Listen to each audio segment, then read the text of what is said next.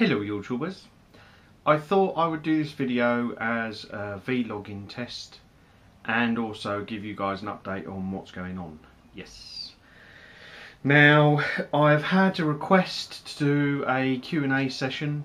I'm not really sure whether I will or not, only because I don't really know if you guys would be that interested.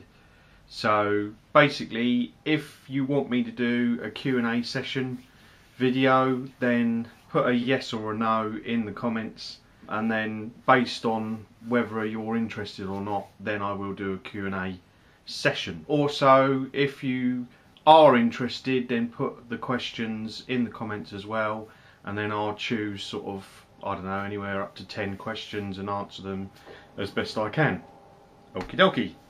The tests with the Panasonic, I had a little bit of a hiccup over the last couple of days, and it sort of put me back a bit, but now I think I'm back on track. I have some night shots which I did the other night, which I'm going to be putting up hopefully soon. Also, I want to get out and do some 720p shots so that you guys can see a comparison to the ZX5, and also I want to do some zooms and stuff like that. I'll also do a sort of walk around like I normally do to show you what the camera looks like and what the settings are like. Yes, so that's to come.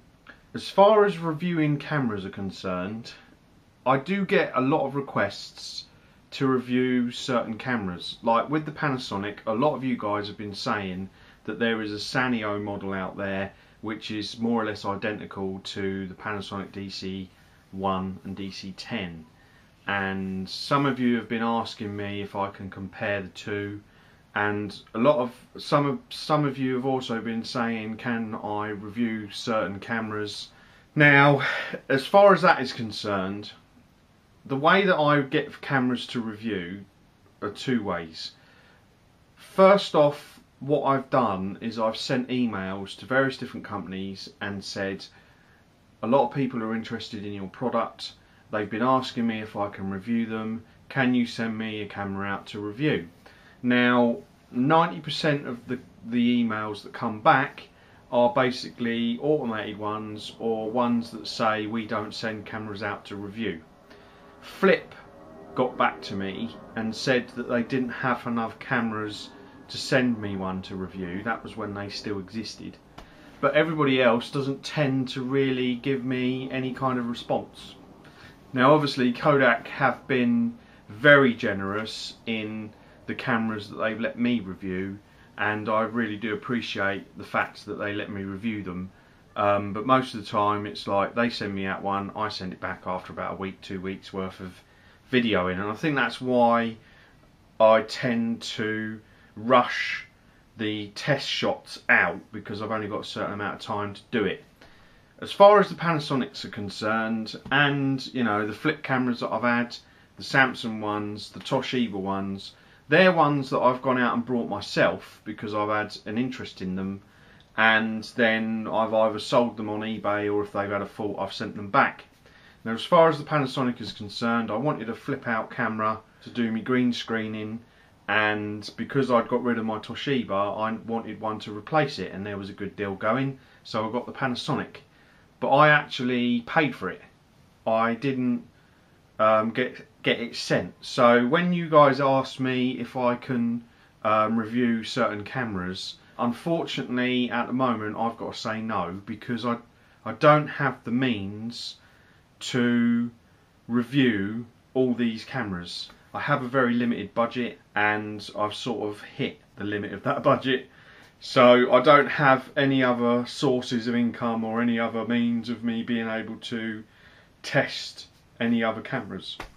So unless the various different companies are watching these videos and they decide to send me one to review, I can't review any more than what I've got. So I do apologise about that. I did think about sending out another round of emails to various different companies to see if they would send me out some cameras to review, but the only positive responses I've had is from Flip, and Panasonic gave me a positive response. But JVC, Sony, Samsung, who else? Can't think of anyone else. Those sort of companies, they tend to sort of give me a reply where they basically say, we don't tend to send out our cameras for review. So as far as other cameras are concerned, I won't be reviewing anymore unless I'm approached by a company and sent one. I don't want to keep them. As far as I'm concerned, the cameras that I've got are more than adequate for what I need to do, and so I don't need to go out and buy any more.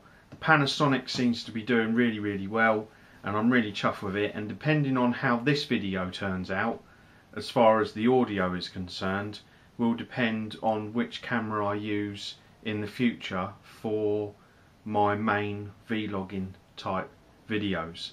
The macro on this is really, really good, and I think as far as tutorials and future reviews are concerned, I might actually use the Panasonic instead, but we'll have to wait and see. Okay, so if you could tell me if you want a question and answers video, then that would be great, and put the questions in the comments. I do apologise that it's been taking me a little bit longer to get the test shots up. Hopefully I'll have some more test shots coming soon. The two main cameras that I'm using at the moment is the Kodak Play Touch and the Panasonic DC1 at the moment. I am still sort of using my ZX5, but not as much because I've got the Panasonic. But I am going to be comparing the ZX5 to the Panasonic, just so that you guys can see what the two are capable of. Yes. Okay, that's enough from me. Hope you're having a good day, and I'll do some more later on. Bye bye for now.